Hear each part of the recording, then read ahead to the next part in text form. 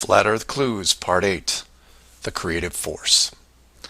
This Flat Earth perspective takes a look at the design from the ever-present why standpoint, and although it will review some of the dome technical features already discussed, I'll try to do it from a different angle, or more specifically, why I might build it. Someone mentioned to me recently that while the dome was a very big concept, it made the world much smaller. Kind of like what Admiral Byrd expressed in an interview all those years ago. This someone also said that it made them sad, which I understood. And while I did what I could to comfort this person, I realized that I could have done more. So this video is for the people who look upon this world with their new eyes and start drifting into a state of melancholy. To preface, this isn't jail, nor are you lab rats. And before I'm done, I hope to show you a version of why. To start, let's look at an old story, one that you may have heard, involving another enclosed world, kind of like yours. I say kind of like yours because the finished design that you are sitting in right now took several revisions in just about every aspect, much like any project. You come up with ideas, you see what works and what doesn't, and you improve the process until you come up with something that, while not everyone agrees upon, satisfies the best of all criteria. One of the first dome layouts involved a race of people who were supremely driven by ambition.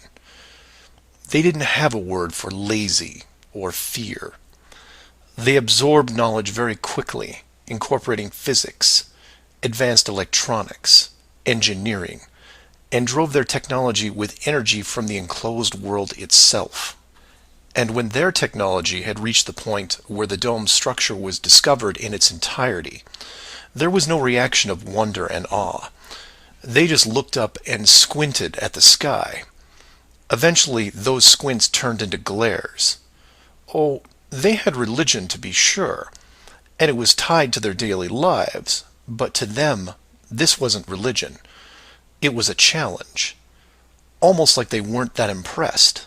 Hard to fathom, right? Seeing that your world had borders, but instead of being afraid, shaking your fist at the sky with arrogance. But that's what they did. So much confidence and might that when they found out where they really were, a new priority was created. At first, they dedicated broadcast channels to calling the dome builders out, demanding answers, and ran them day and night. At the end of each cycle, the words kept repeating, "We know." But arrogance ebbs at patience, and their demands were met with silence, which was taken as blatant dismissal. This fueled their ambition even more. The people withdrew all their efforts from breaching the outer barrier and formed a new plan. If the creators were not going to submit, then they would build a bridge and meet them at the gates. So a building was designed. But to call it a building was to call the pyramids a sand castle. It was the greatest structure ever conceived, at least to them. It was to be over 30 miles wide and hundreds of miles high, enough to reach the dome ceiling itself, where they would meet the builders face to face. They abandoned nature completely and pushed aside ecologic systems to accomplish their goal. They cannibalized entire mountain ranges, which they used to admire and love, to acquire the raw material for the awesome structure.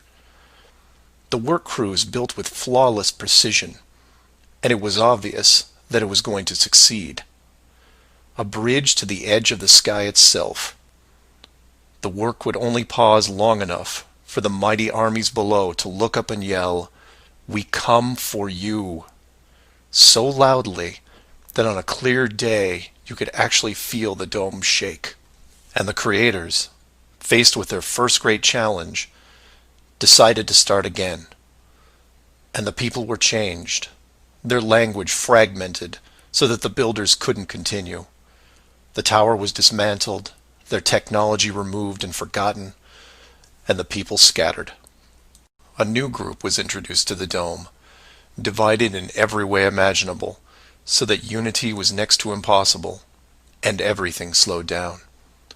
Languages evolved and devolved into other dialects, and the languages produced text, which produced different forms of culture, and some amazing things began to happen, the most important of which was the arts. The dome builders saw the artistic pool develop into several distinct forms. Everything drawn in any medium on a flat surface. Everything molded that took on a three-dimensional shape. Everything that produced music. All things that make up the human form and motion. And all the written works. Pictures, sculptures, music, dance, literature, the arts. Driven by passion, it is the very essence of what is good in humanity. Once this was recognized, all dome methods put in place were to cultivate and enhance this process. Land masses were adjusted with geology and temperature to support every kind of terrain, with mountains, rivers, oceans, plains, forests, jungles, deserts, all of it stunning, all of it stimulating the human mind, nourishing it. And the modifications continued, with seemingly endless shades of weather. The sky was overhauled, a moon added, and layers upon layers upon layers of stars, so that one day, when the people were able to see further than their own eyes, there would still be something new to see. And the arts flourished, but there was a cost. The languages and division of cultures had put the population at odds, and wars were raging at regular intervals. The dome builders debated if the price was too high. Plans were drawn up to make more changes, until they noticed that the arts thrived even through the worst of conflicts, producing grace and beauty despite their burning world. It was wonderful and terrible at the same time, and the debate outside the barrier continued to intensify until a majority spoke out and said, "This world is a creative force, and we must see what it leads to. The barrier must be hidden at all costs." So the globe model was put into the population, and both science and religion adapted to it. The arts grabbed onto it like a new drug, the creative minds of the world exploding with new concepts.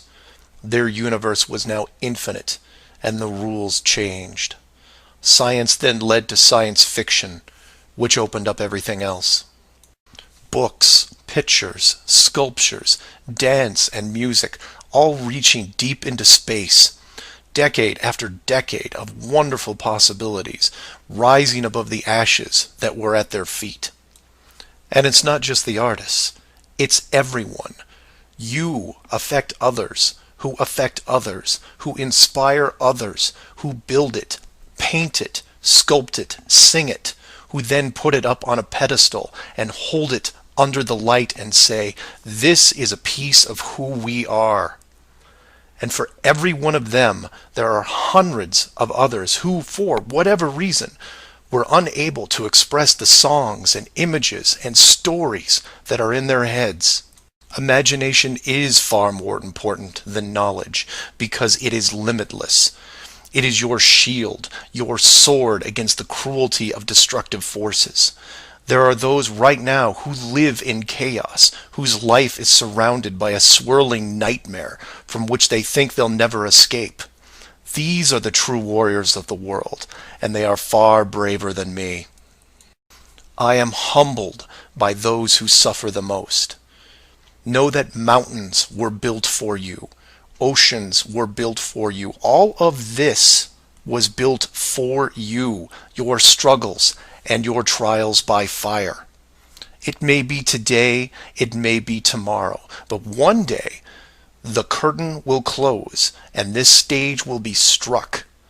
And when the dust settles, no matter where you are right now, you'll see the big picture and have new eyes, and you will be shown what wonder really is.